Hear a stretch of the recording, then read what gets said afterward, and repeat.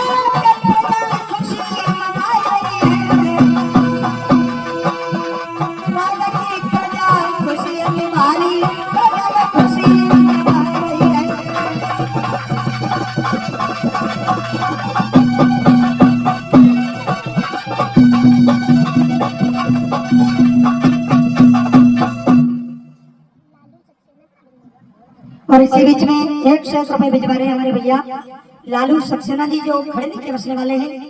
बाबा जी के दरबार में 100 रुपए भेंट कर रहे हैं। भगवान से विनती है इनके घर में खुशियां बरसती रहे, माँ लक्ष्मी की कृपा बनी रहे और धन धान ऐसे ही बरसता है। बोलिए सदगुरुदेव भगवान की। इधर महाराज उम्रपाल बड़े ही प्रतापी राजा हैं, घर में खुशियां बरसती है। महाराज उम्रपाल के घर में 2 पुत्र पैदा हुए हैं, जिनका नामकरण संस्कार करवाया है। तो बड़े पुत्र का नाम रखवाया है जेवर सिंह और छोटे पुत्र का नाम रखवाया है नेहबर सिंह। बड़े हर्ष उल्लास के साथ में नामकरण संस्कार करवाया। धीरे धीरे दोनों पुत्र बड़े होने लगे और कुछ समय के बाद में उस आंगन में एक छोटी सी गुड़िया ने जब जन्म लिया तो महाराज बड़े खुश हुए। और वो कैसी गुड़िया है, जन्म लिया तो ब्राह्मणों को बुलवाया, हस्तरेखा दिखवाई और नामकरण संस्कार करवाया। महाराज ब्राह्मण जब आए हैं तो कहने लगे कि बेटी बड़े ही सुंदर अवसर पर पैदा हुई है और ये बेटी बड़ी भाग्यशाली है और नाम उसका रखवाया है छबील दे। महाराज बेटी इतनी सुंदर है कि कल्पना की है कभी ने क्या लिख डाला है।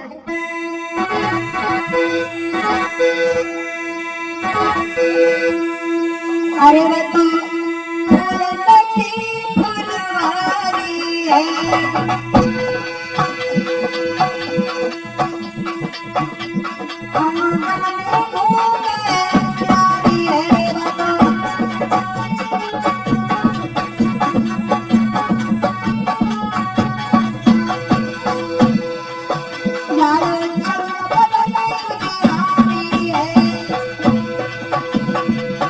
सूरत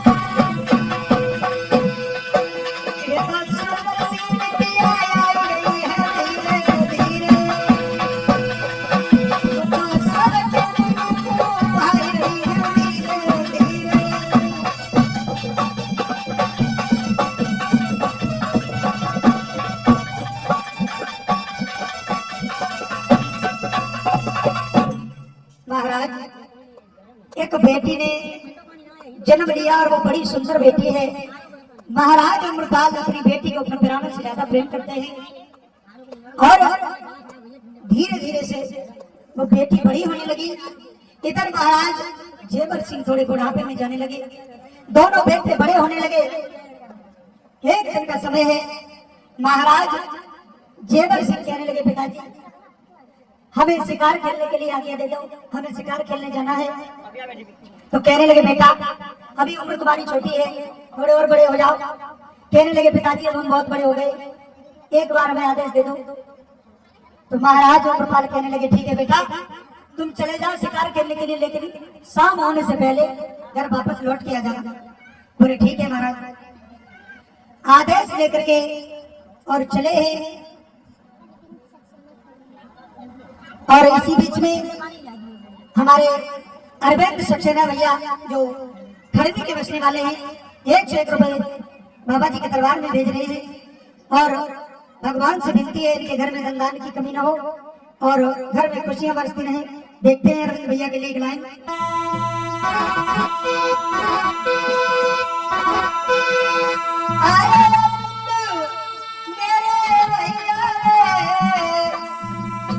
तुम भलाया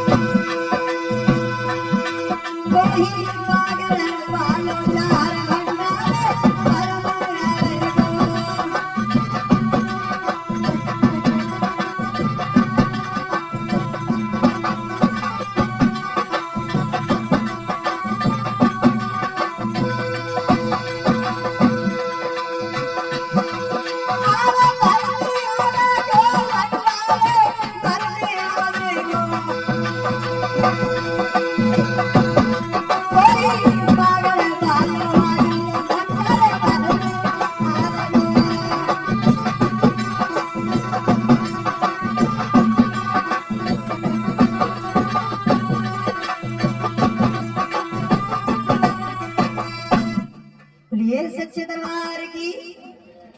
इधर महाराज अपने पिता से आज्ञा लेकर के जेवर सिंह और शिकार खेलने के लिए चले।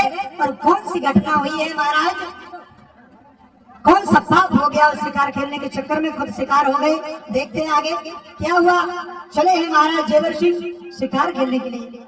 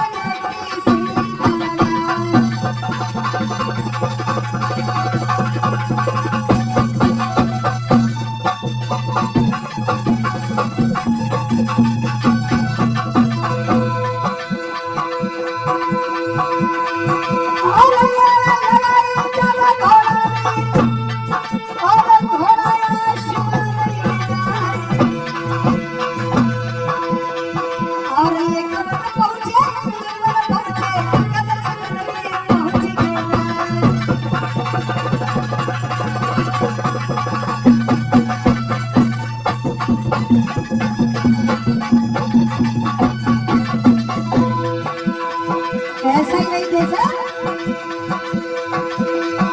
और बड़ी पियल जाती है पत्नी आरे पियल भी बदल जाती है बिना के नारायण की नहीं समझ में आती है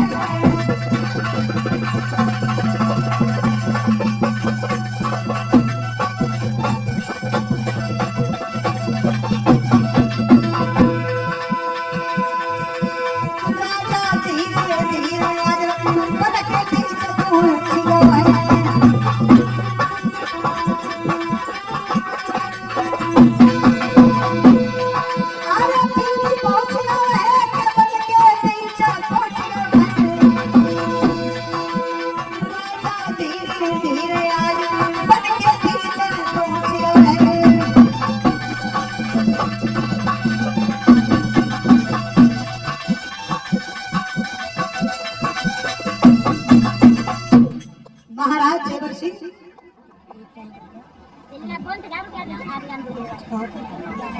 और इसी बीच में 101 रुपए भेंट कर रहे हैं हमारे भैया श्रीमान कल्याण सिंह जी जो कन्नौज के बसने वाले हैं। तालियां बजा दो ऐसे भक्तों के लिए। बाबा के दरबार में जो लोग आते हैं उनके कष्ट कलेश सब दूर हो जाते हैं। कैलाश भैया जो कन्नौज के बसने वाले हैं 101 रुपए भिजवा रहे हैं। भगवान से विनती है भैया के घर में धन धान की कमी ना हो, माँ लक्ष्मी की कृपा बनी रहे और घर में खुशियां बरसती रहे। एक लाइन देखते हैं भैया के लिए।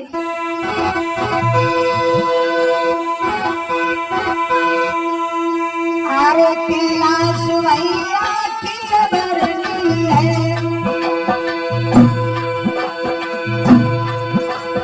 और कटिया से सभा में आए कन्नौज के यही बस भैया राखत माना प्रेम को आए।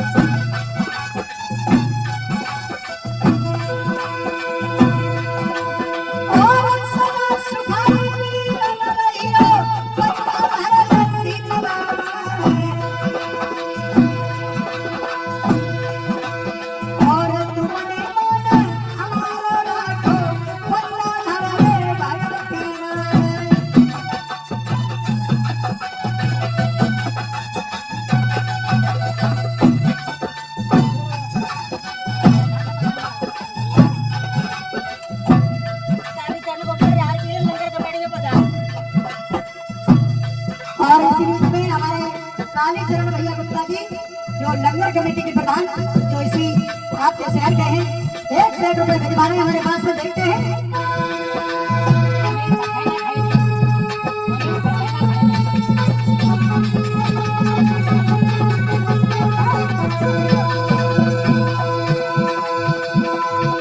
और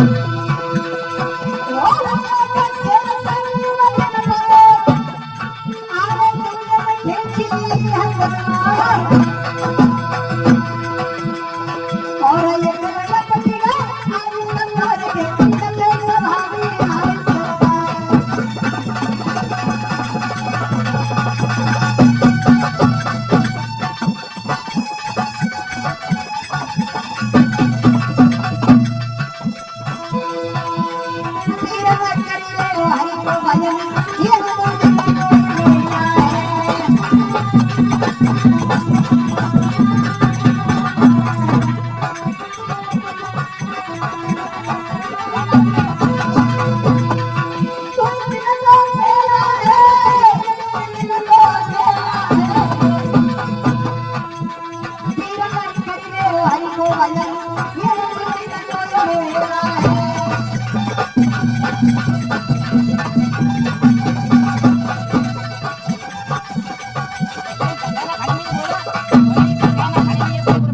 और हमारे सुनील सक्सेना जी जो खड़नी से आए हुए 100 रुपए दे रहे हैं। भगवान से विनती है कि इनके घर में धन धान की कमी न हो, माँ लक्ष्मी की कृपा बनी रहे, कुबेर भंडार बढ़ते रहे। ये सतगुरुदेव भगवान की जय हो। आइए देखते हैं कथा की तरफ।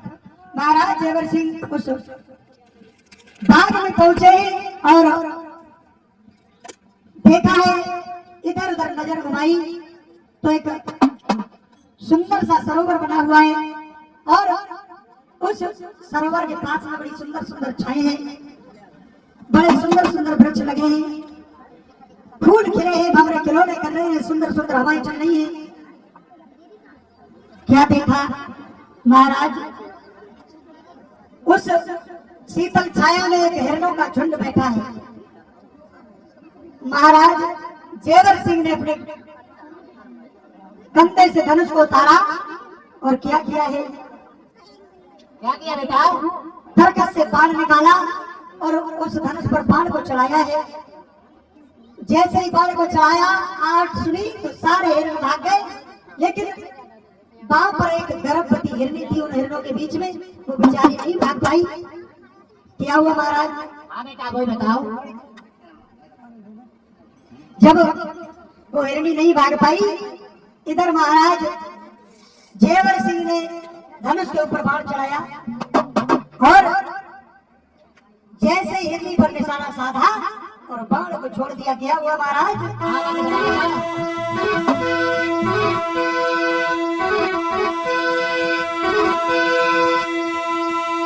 अरे तीनों है बाण छोड़े हिरनी के लगो है जाए।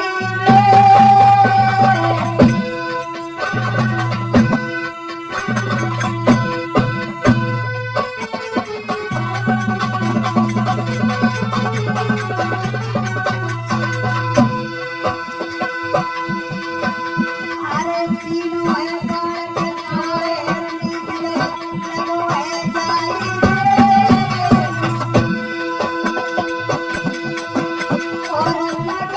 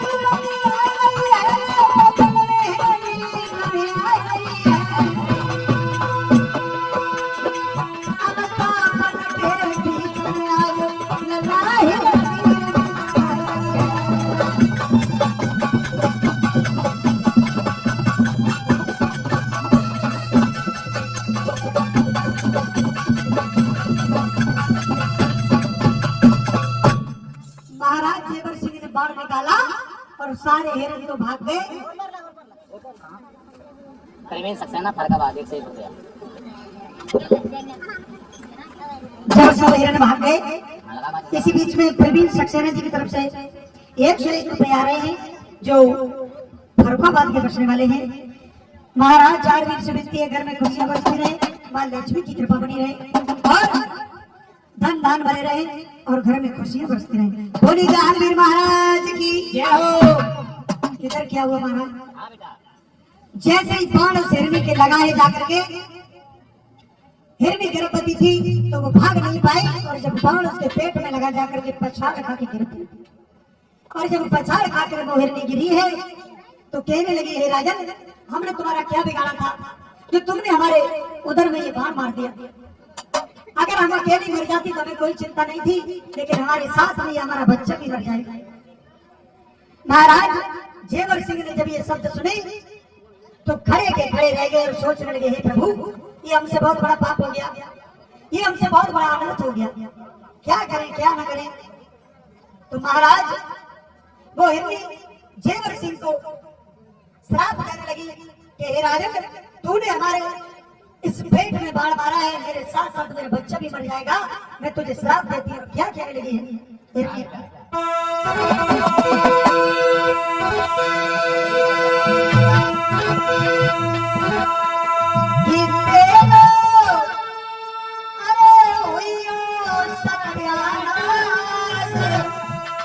और ये धर्मी कहाँ बिगाड़े मेरी तेरो।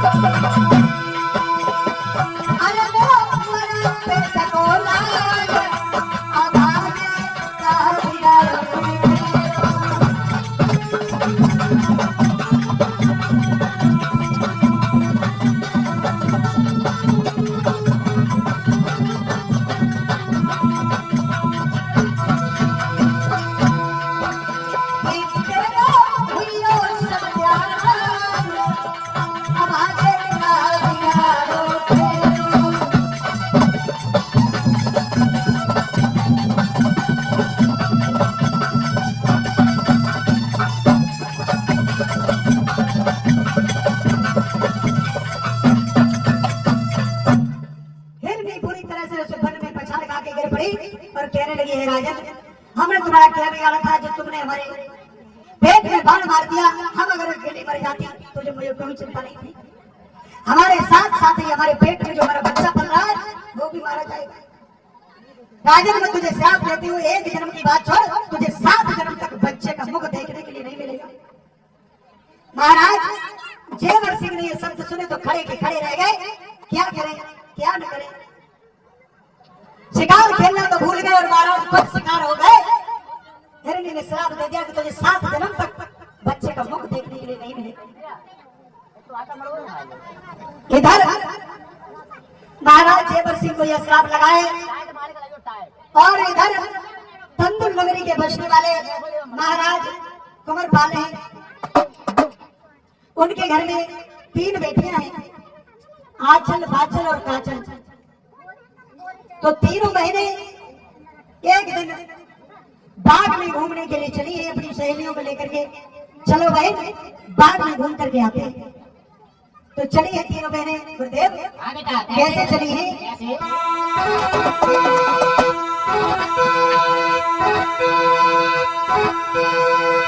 अरे तीनों बहनें और बाग में घूमने चले गए।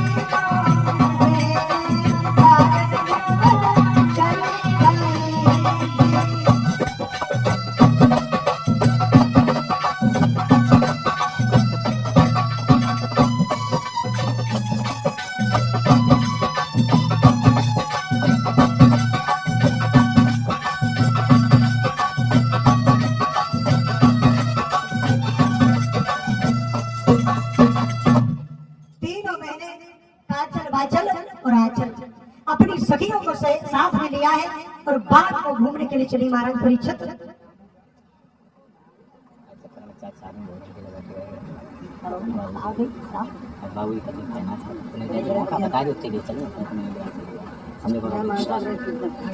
महाराज उस बाग में जब पहुंची है सहेलियों के साथ में तीनों बहनें, तो क्या किया है महाराज, जब बाग के अंदर पहुंची तो बड़े बड़े सुंदर पुष्प खिले हैं बाग में, बड़ी सुंदर क्यारियां हैं और क्यारियों के ऊपर भंवरे किरोले कर रहे हैं। इधर छोटी छोटी बूंदें पड़ रही है, बड़ी मस्त हवा चल रही है। उस बाग को देख करके बड़ी खुश है। और कैसा बाग है महाराज, देखते कभी ने क्या कल्पना की।